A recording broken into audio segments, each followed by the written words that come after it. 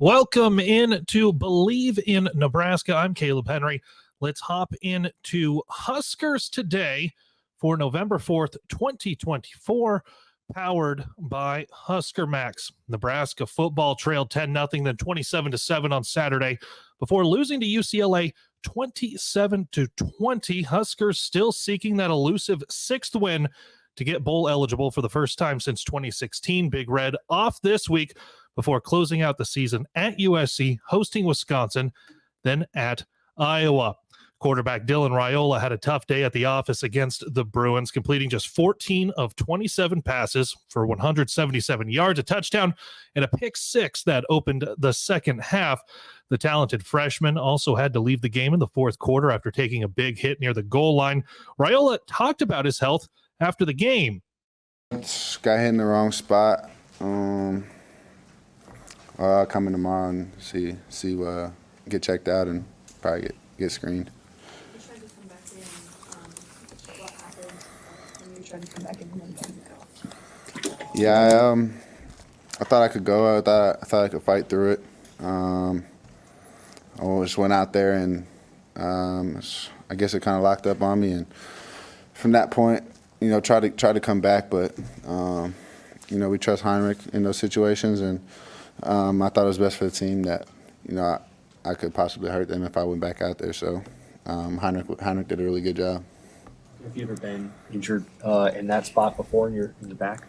No, I never have. So it was probably like you weren't quite sure going out there what was going to happen. Yeah, I didn't know what my body could do, and I didn't think it was enough to give us a chance to win. So Heinrich did his thing.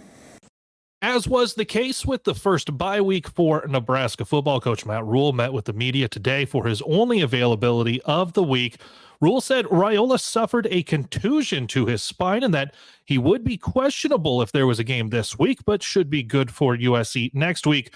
Rhule also talked about how fans and media have noticed over the years that the team tends to play up or down to the level of the opponents. It's a disappointing thing about the job that I'm doing.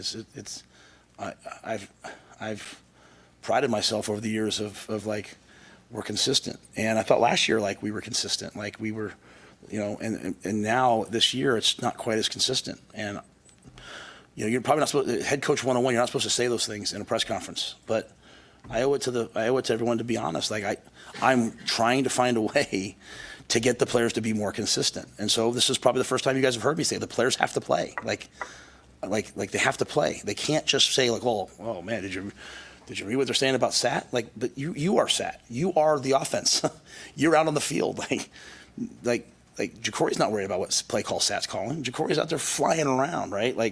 So you can't throw a bubble out in the perimeter and a guy's not block. It's one man against another man. I got to block you But all that being said, it's just it's not consistent enough, and it's when you take a job. I don't think I've ever taken what I would call an easy job. Come to a place that's just won 10 games. These are the hard moments.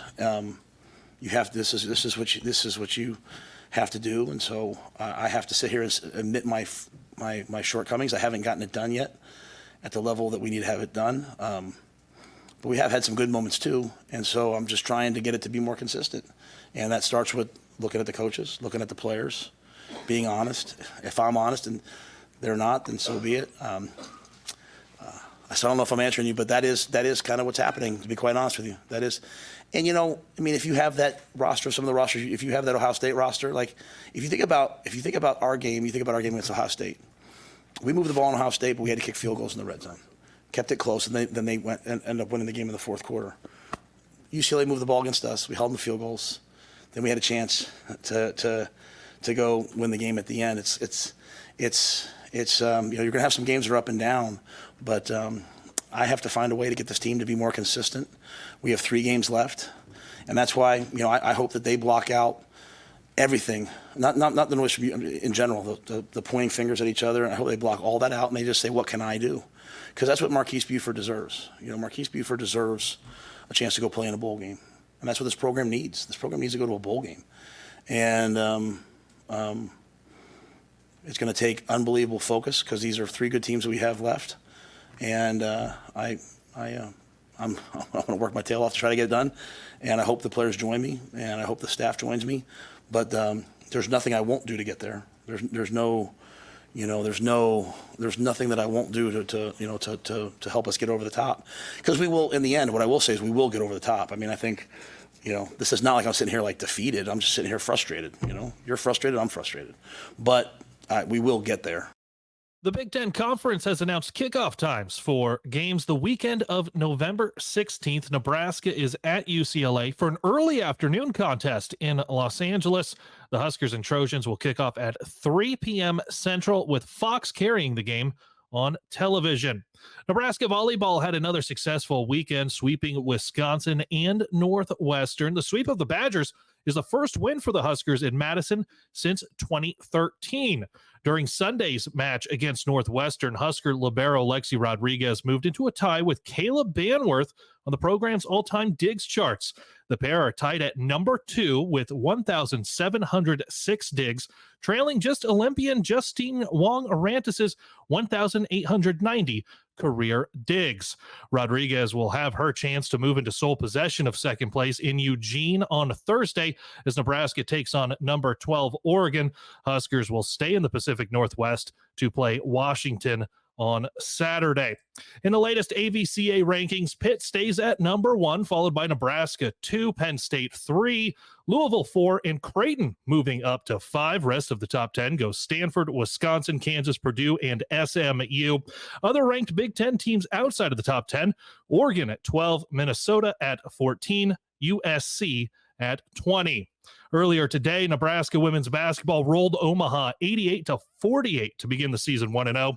Senior Alexis Markowski notched a double-double, 14 points, 11 rebounds. Natalie Potts equaled the scoring high with 14 points, while Allison Widener made her return to a regular season game for the first time in more than 600 days, tallying 11 points. The debut of talented freshman Britt Prince came with 10 points, 5 assists, 2 steals. Nebraska coach Amy Williams after the win. Okay, I was pleased with the way our team came out and set the tone for this game in the first half. I thought we had a really good defensive effort, maybe let our foot off the gas just a little bit there in the second half, but I thought we had great contributions from a lot of people, and just couldn't be more proud of Alexis Markowski, who set the record at the University of Nebraska for double doubles here in her first game of her senior year. So just, I think, tells how consistent she's been in her career, and here it was no different. 7 for 8, very efficient, 14 points, 11 rebounds in 21 minutes, and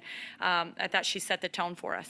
On Friday, Husker Max and the I-80 Club debuted the joint effort that is the Nebraska Ball Brunch Show every Friday at 11 a.m. Central. Myself and I-80's Jack Mitchell will dive into the latest in Nebraska basketball. On the debut episode, we began with our confidence ratings in the men returning to the NCAA tournament for a second straight year. And the question is simply, where would you put out of 10 your confidence in Nebraska making a second straight appearance in the NCAA tournament? That will be the goal for the purposes of this scale. Yeah. What will it be on a scale of 1 to 10? So I will start. I've got my number in my head. I'm not going to change it.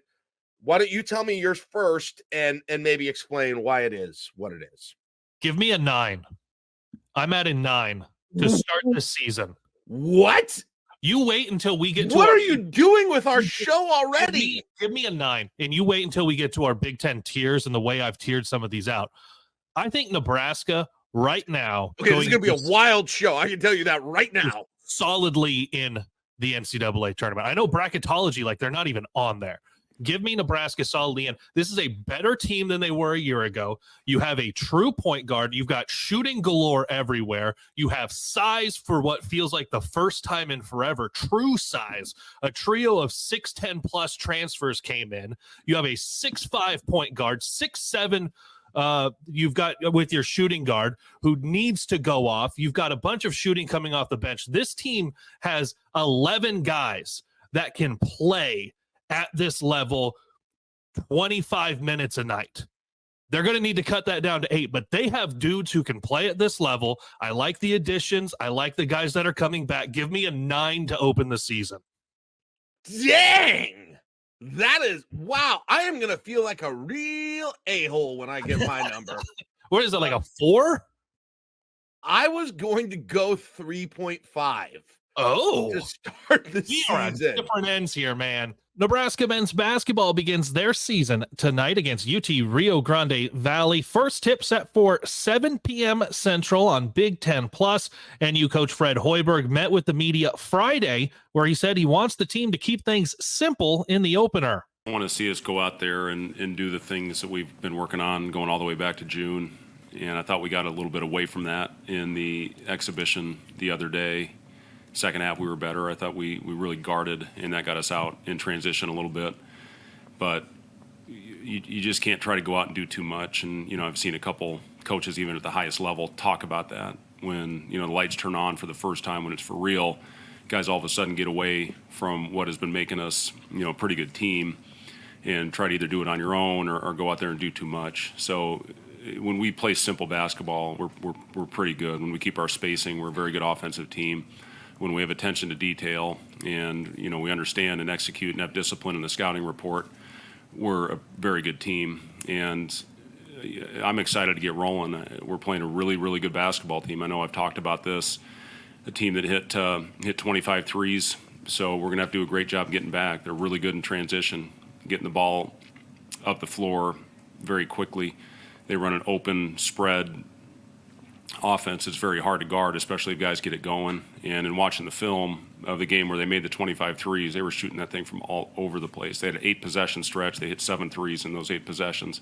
2 of their guys made 9 of them. And then they've got playmakers all over the court. So this is going to be a really good test for us, and I'm excited to see where we are. After the game, come back to YouTube, HuskerMax.com, or Nebraska Cornhuskers on SI to join myself, Jack Mitchell, and Jacob Bigelow for another Husker Max I-80 Club venture with After Nebraska Ball, a postgame show during select Nebraska men's basketball games this season. Approximately 15 to 20 minutes after the game, we'll break down what we saw, what the players and coaches had to say as well. Turning our attention now to some Husker headlines. Tad Stryker says Nebraska failed the physicality test against UCLA, comparing the bowl anxiety instead of a monkey on one's back to a 500-pound gorilla. Cole Stukenholtz asks a tough question in the wake of Saturday's loss. Was Dylan Raiola the worst player on the field? In other Husker headlines, UCLA coach Deshaun Foster was complimentary of Nebraska in a number of facets, but emphasized the Bruins were planning to keep Raiola uncomfortable. That plan worked. Eric Hess writes that his faith in Matt Rhule's direction for the program has been shaken, but the Huskers have 3 games remaining to change the narrative of the season. That'll do it for Huskers Today for November 4th, 2024. Don't forget to subscribe to Believe in Nebraska on Spotify, Apple Podcasts, or wherever you listen to podcasts. And be sure to visit HuskerMax.com for all the latest in Huskers news and subscribe to the Husker Max YouTube page. I'm Kaleb Henry saying GBR as always and believe in Nebraska.